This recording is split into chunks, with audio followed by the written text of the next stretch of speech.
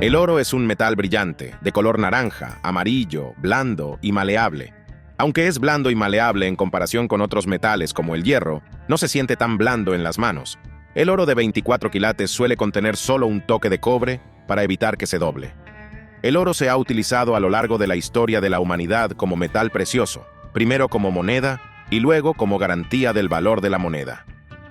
La razón por la que los humanos eligieron el oro para estos fines fue en parte una elección arbitraria. Prueba de ello es el hecho de que también hemos utilizado plata y bronce o cobre a lo largo del tiempo, pero el oro siempre ha sido el metal precioso. Un buen ejemplo de ello es el hecho de que en los eventos deportivos se utiliza oro para las medallas del primer puesto, plata para el segundo y bronce para el tercero, una especie de clasificación de los propios metales preciosos. Sin embargo, la razón por la que el oro es valioso no solo es arbitraria, y también está directamente relacionada con sus propiedades, una de las cuales es el hecho de que hay una cantidad limitada de él, y no es muy común. Hay otros metales más comunes y más raros, pero ambos presentarían más problemas. Si, por ejemplo, se utilizara hierro, se tendrían que llevar monedas muy grandes para que coincidiera con su valor real. Pero vamos a revelar esto. Exploremos al planeta.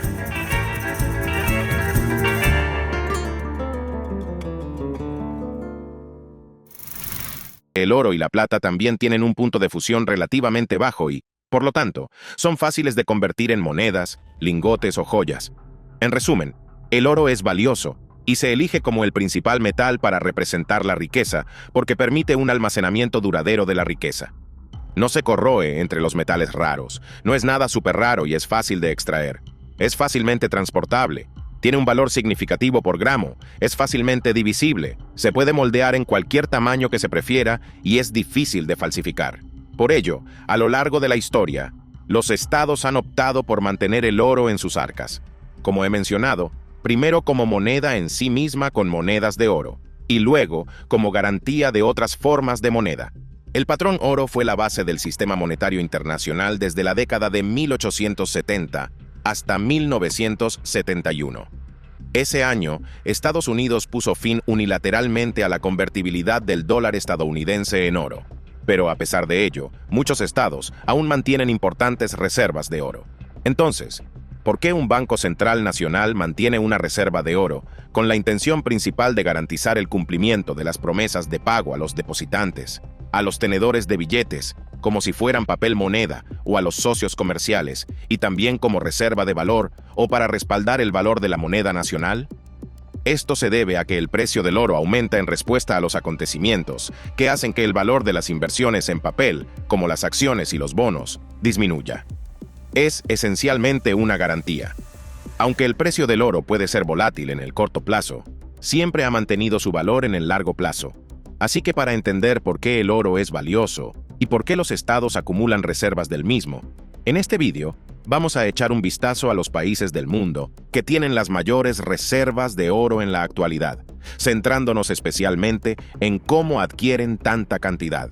Vamos a enumerar y mencionar algunos casos interesantes entre los 20 países principales. Empecemos con la lista. Aquí están los países con las mayores reservas de oro del mundo en toneladas métricas. Primero Estados Unidos, después Alemania, Italia, Francia, Rusia, China, Suiza, Japón, India, Turquía, Países Bajos, Taiwán, Portugal, Kazajstán, Uzbekistán, Reino Unido, Líbano, España, Austria y Tailandia. El Fondo Monetario Internacional, si se contara en esta lista, ocuparía el tercer lugar con una reserva de 2.815 toneladas. El Banco Central Europeo también ocuparía el puesto 12 con 500 toneladas. Entonces, ¿cómo consiguieron estos países tanto oro? Bueno, solo hay unas pocas opciones. Durante la mayor parte de la historia, las reservas de oro de una nación se consideraban su activo financiero clave y un premio de guerra importante, donde la compensación resultante de las victorias militares era una forma de obtener oro, tomándoselo de otra nación. Un ejemplo realmente interesante relacionado con esto es durante la Segunda Guerra Mundial, cuando el gobierno belga transfirió un tercio de sus reservas de oro al Reino Unido, otro tercio a Canadá y los Estados Unidos y el resto a Francia para evitar que fuera capturado por los invasores alemanes. Francia, la propia Francia, tan pronto como la guerra comenzó a volverse en su contra, envió casi todo su oro a Senegal, entonces parte del imperio colonial francés. Otra forma de obtener oro es producirlo mediante el control directo de las minas o extrayéndolo en otro lugar.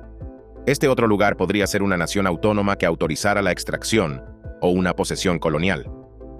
Portugal y España obtuvieron gran parte de su oro de Sudamérica durante la época en que la gobernaron a través de sus imperios coloniales. Lo mismo ocurrió con el Reino Unido en África y Asia.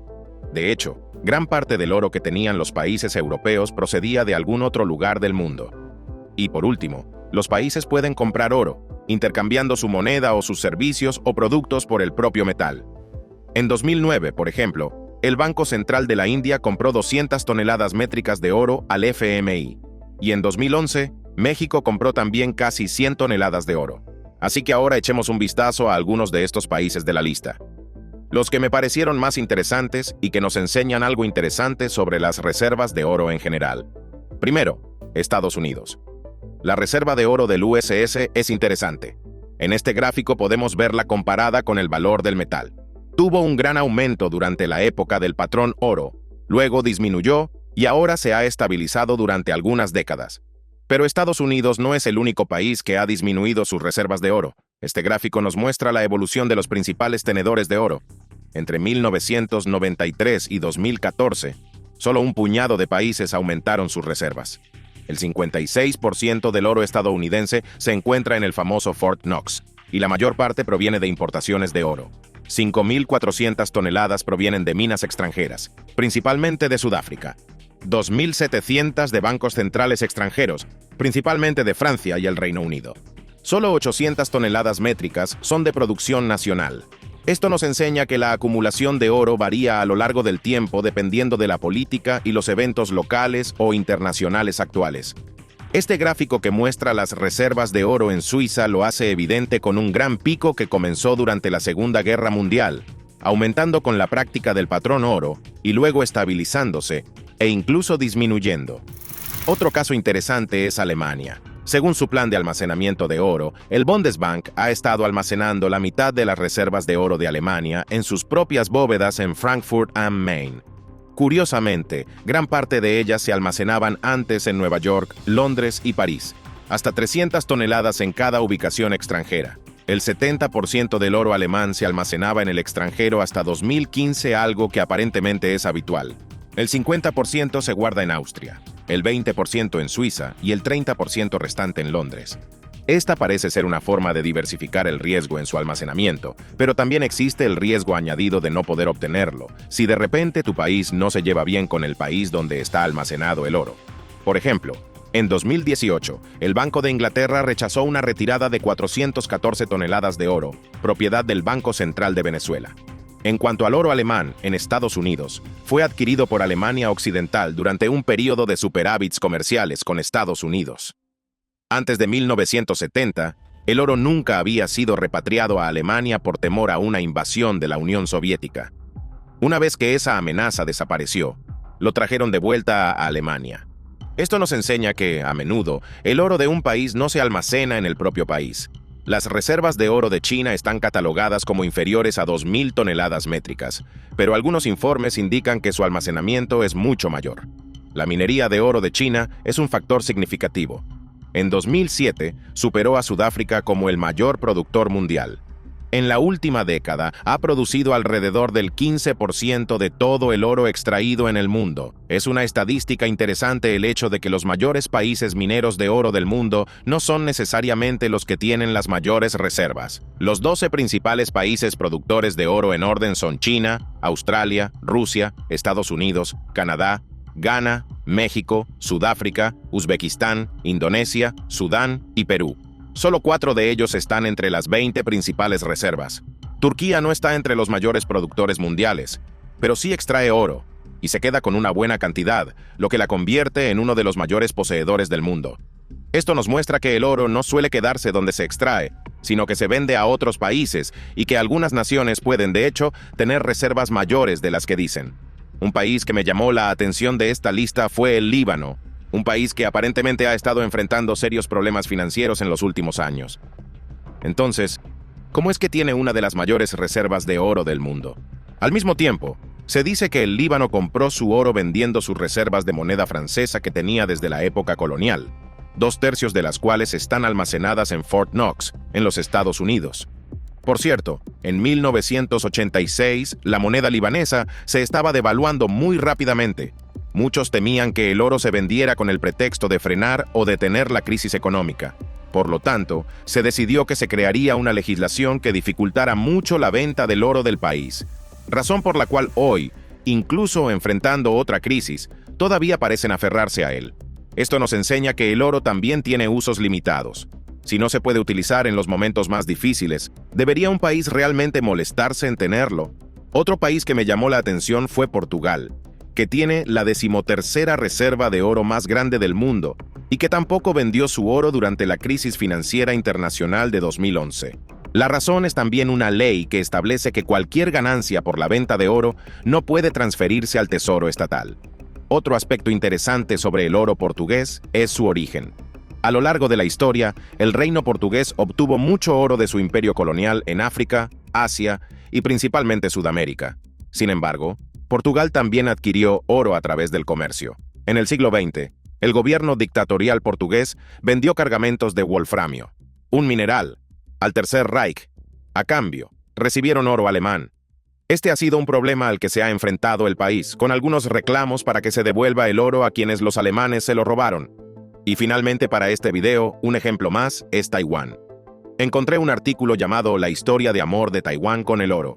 Según él, la razón por la que Taiwán tiene tanto oro es el esfuerzo por estabilizar su economía después de la Segunda Guerra Mundial, junto con el enorme superávit comercial de Taiwán con los Estados Unidos.